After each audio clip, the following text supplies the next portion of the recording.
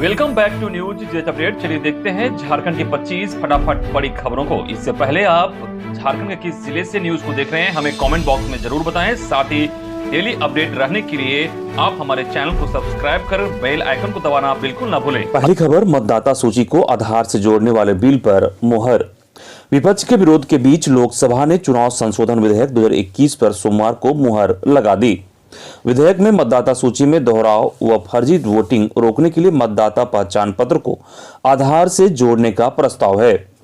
सरकार शीत सत्र में ही इसे राज्यसभा में पेश कर सकती है। कैबिनेट ने बुधवार को इसके मसौदे को मंजूरी दी थी। लोकसभा में कांग्रेस के अधीर रंजन चौधरी ने विधेयक को संसद की अस्थायी समिति को भेजने की मांग की थी। हालांकि सरकार ने इसे खारिज कर दिया। चौधरी ने कहा कि यह विधेयक पुत्तु स्वामी बनाम भारत सरकार मामले में सुप्रीम कोर्ट के फैसले के खिलाफ है। कानून मंत्री किरण रिजिजू ने विपक्ष की दलीलों को खारिज करते हुए कहा कि सुप्रीम कोर्ट के फैसले को गलत तरीके से पेश किया जा रहा है। यह कोर्ट के फैसले के अनुरूप होगा। इससे यह सुनिश्चित होगा कि एक व्यक्ति एक से ज्यादा निर्वाचन क्षेत्रों में पंजीकृत न हो। चुनाव संशोधन विधेयक 2021 पारित होने के बाद अब पंजीकरण के संबंध में 4 तिथि 1 जनवरी, 1 अप्रैल, 1 जुलाई और 1 अक्टूबर होगी। पहले यह व्यवस्था 18 साल की उम्र पार करने के बावजूद काफी लोगों को मतदान करने से वंचित रहना पड़ता था, क्योंकि 1 जनवरी को पंजीकरण संबंधी एक ही कट ऑफ तिथि होती थी। अगली खबर, नियमित चलेगा सरकार आपके द्वार कार्यक्रम। राज्य में सरकार आपके द्वार कार्यक्रम अब नियमित रूप से चलेगा। इसका लाभ जन जन को आसानी से मिल रहा है। पेट में भोजन, शरीर में कपड़ा और जेब में पैसा रहना ही विकास है। राज्य सरकार विकास के लिए ये सारे काम कर रही है। यह जानकारी सोमवार को झारखंड विधानसभा में वित्त मंत्री डॉक्टर रामेश्वर उरांव ने दी।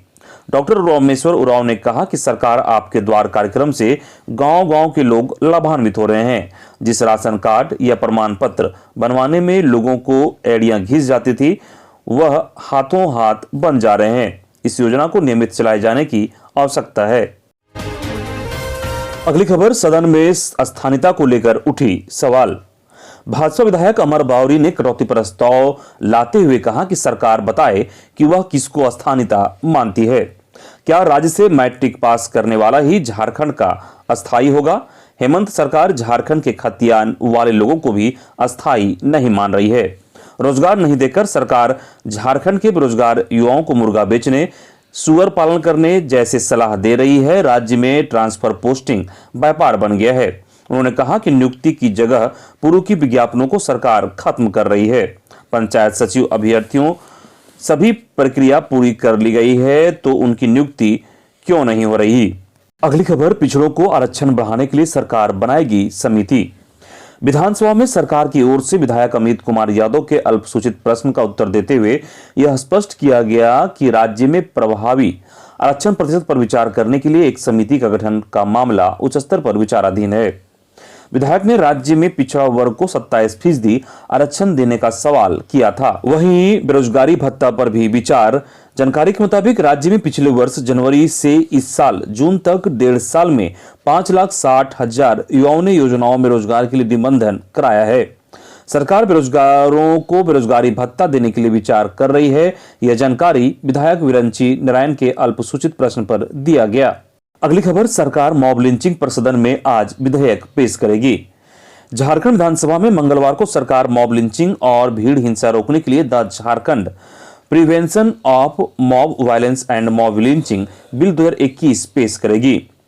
विधेयक की प्रति सभी विधायकों के बीच सोमवार को वितरित कर दी गई। इस विधेयक के कानून बनने पर भीड़ हिंसा के दोषी व्यक्ति या व्यक्तियों को उम्र कैद की सजा सुनाई जा सकेगी। पश्चिम बंगाल में यह कानून बन चुका है। इस विधेयक में सजा का प्रावधान के अलावा गवाह की सुरक्षा, पीड़ित पक्ष को मुआवजा जैसे कई प्रावधान किए गए हैं। जुर्माने के तौर पर 25 लाख रुपए तक वसूला जा सकेगा। संपत्ति भी जब्त की जा सकती है। अगली खबर, दुमका में मिनी सचिवालय स्थापित करने की उठी मांग। विधायक बसंत सोरेन ने सीएम हेमंत सोरेन को सौंपा पत्र।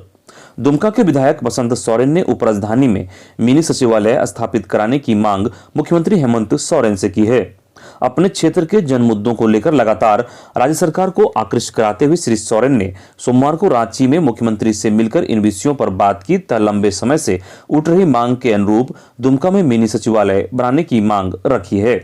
उन्होंने यहां मुख्यमंत्री का आवास एवं अन्य संरचनाओं का निर्माण और इंस्टॉलेशन कराए जाने के साथ साथ पहले से निर्मित मुख्यमंत्री कैंप कार्यालय का सुदृढ़ीकरण कराए जाने का भी अनुरोध किया है।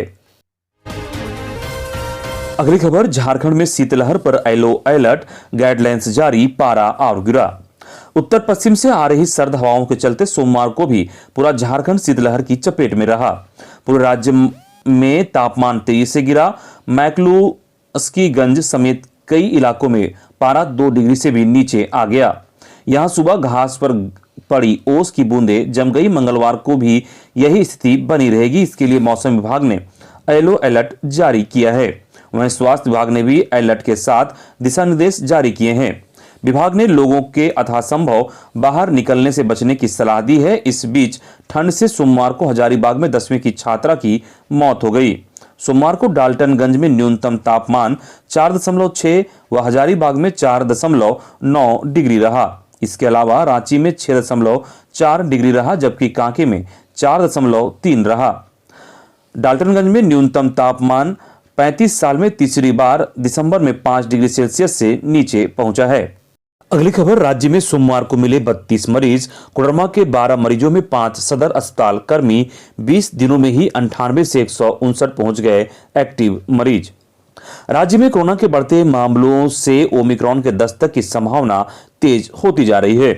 पिछले कई माह से राज्य में जहां प्रतिदिन मिलने वाले अधिकतम मरीजों की संख्या 20 से कम थी, सोमवार को राज्य में 32 मरीज मिले हैं, जिसमें कोडरमा सदर अस्पताल के एक दंत चिकित्सक समेत 5 कर्मचारी शामिल हैं।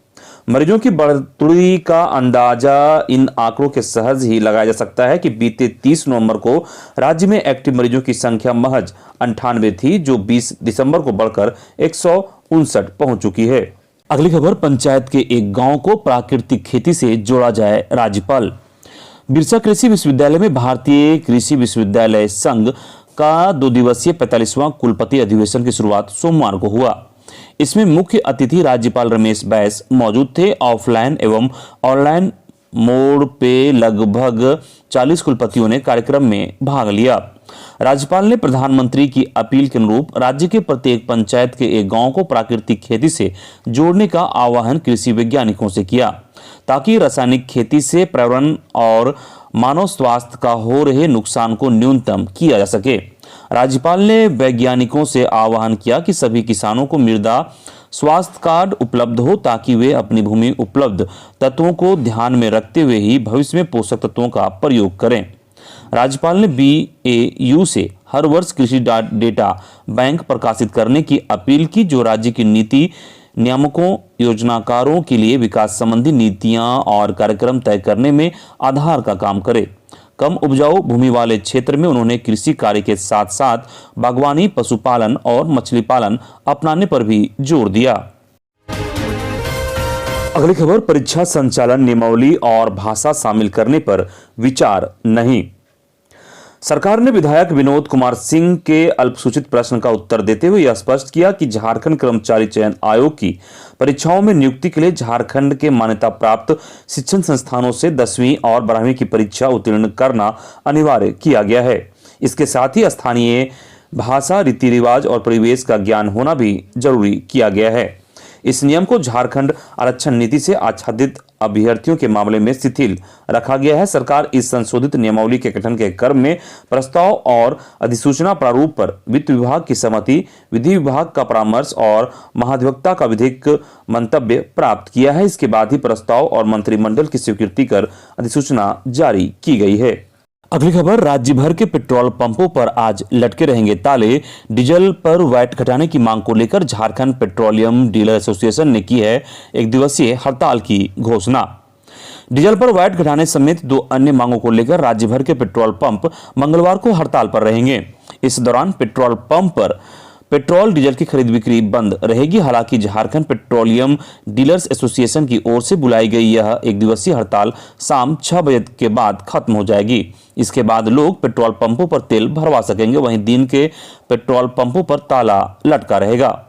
गौरतलब है कि इससे पहले सोमवार को पेट्रोल पंपों पर तेल खत्म ना होना इसकी पूरी तैयारी देखने को मिली। रातू रोड, बिरसा चौक, लालपुर समेत कई पंपों पर तेल के टैंकर खड़े रहे। हालांकि डीलर्स के मुताबिक सोमवार को बिक्री सामान्य दिनों की तरह ही रही। इससे अनुमान जताया जा रहा है कि मंगलवार को पेट्रोल डीजल के लिए लोगों को भटकना पड़ सकता है। इधर झारखंड सरकार ने पेट्रोल पंप हड़ताल को अवैध घोषित कर दिया है। सरकार ने पत्र जारी करते हुए कहा कि आवश्यक वस्तु अधिनियम 1955 के तहत पेट्रोल डीजल की आवश्यक वस्तु की श्रेणी में रखा गया है, इसलिए इसकी खरीद बिक्री बाधित करना नियमों के विरुद्ध है। इसलिए सरकार हड़ताल को अवैध मानती है। इसके साथ ही सरकार की ओर से सभी पेट्रोल पंप को खुला रखने का भी आदेश दिया है। अगली खबर, रांची से चलने वाली 4 ट्रेनों में जोड़े जाएंगे अनारक्षित कोच। कोरोना का प्रभाव कम होने के बाद रांची रेल मंडल से प्रस्थान करने वाली 4 ट्रेनों में सामान्य कोच जोड़े जाने की घोषणा की गई है। पहले चरण में 4 ट्रेनों में अनारक्षित कोच जोड़े जाएंगे, यानी इन ट्रेनों में जनरल टिकट लेकर भी यात्रा की जा सकेगी। ट्रेन संख्या 18635 रांची सासाराम एक्सप्रेस में सामान्य श्रेणी के 4 कोच व SLR के 2 कोच मंगलवार से जोड़े जाएंगे। इसमें कोच संख्या D7, D10, DL1 और DL2 में आरक्षित टिकट से यात्रा कर सकेंगे। ट्रेन संख्या 18626 रांची पूर्णिया कोट एक्सप्रेस में ट्रेन में सामान्य श्रेणी के 4 कोच, SLR के 2 कोच 23 सितंबर को जोड़े जाएंगे। वहीं ट्रेन संख्या 18631 रांची चौपन एक्सप्रेस में सामान्य श्रेणी के 5 कोच, SLR के 2 कोच 22 दिसंबर से जोड़े जाएंगे। ट्रेन संख्या 18640 रांची आरा एक्सप्रेस में भी 25 दिसंबर से सामान्य श्रेणी के 3 SLR के 2 कोच होगा। D3, D5, DL1, DL2 में अनारक्षित टिकट लगेगा। अगली खबर, आमरण अनशन पर बैठे जेपीएससी अभ्यर्थियों की हालात गंभीर, साथियों ने अस्पताल में कराया भर्ती। पिछले 8 दिनों से आमरण अनशन पर बैठे जेपीएससी पीटी परीक्षा उत्तीर्ण अभ्यर्थी गुलाम हसन की हालत गंभीर हो गई है। बता दें कि बीते 8 दिनों से गुलाम हसन जेपीएससी को भंग करने की मांग को लेकर आमरण अनशन पर बैठे हैं। गुलाम हसन ने अपने अनशन की शुरुआत जेपीएससी भवन के सामने की थी, लेकिन प्रशासन द्वारा बलपूर्वक हटा देने के बाद उन्होंने अपना अनशन बापू वाटिका के समक्ष जारी रखा। फिर धारा 144 लगने के कारण पुलिस ने वहां से भी उन्हें जबरन हटा दिया। अब गुलाम हसन अपने साथियों के साथ राजभवन के सामने आमरण अनशन पर बैठे हैं। इस बीच गुलाम की हालत बिगड़ती देख साथियों ने गुलाम को सदर अस्पताल ले गए, जहां डॉक्टरों की देखरेख में उन्हें रखा गया है।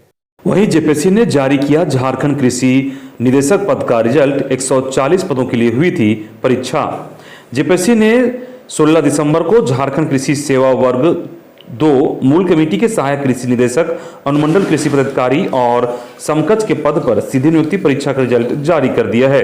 परीक्षाफल आयोग की वेबसाइट www.jpsc.gov.in पर जारी किया गया है, जहां अभ्यर्थी अपना रिजल्ट देख सकते हैं। जेपीएससी ने प्रारंभिक परीक्षा में सफल अभ्यर्थियों का साक्षात्कार 7 दिसंबर 2021 से 10 दिसंबर 2021 के बीच आयोजित किया था। इंटरव्यू के 10 दिन बाद ही जेपीएससी ने सफल अभ्यर्थियों की लिस्ट जारी कर दी है। रिजल्ट में अनारक्षित श्रेणी से आरक्षित श्रेणी के अभ्यर्थियों ने बेहतर प्रदर्शन किया है।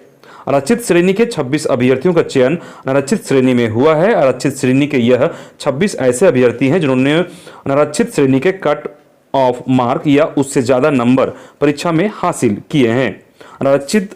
आरक्षित श्रेणी में कुल 59 अभ्यर्थियों का चयन हुआ है।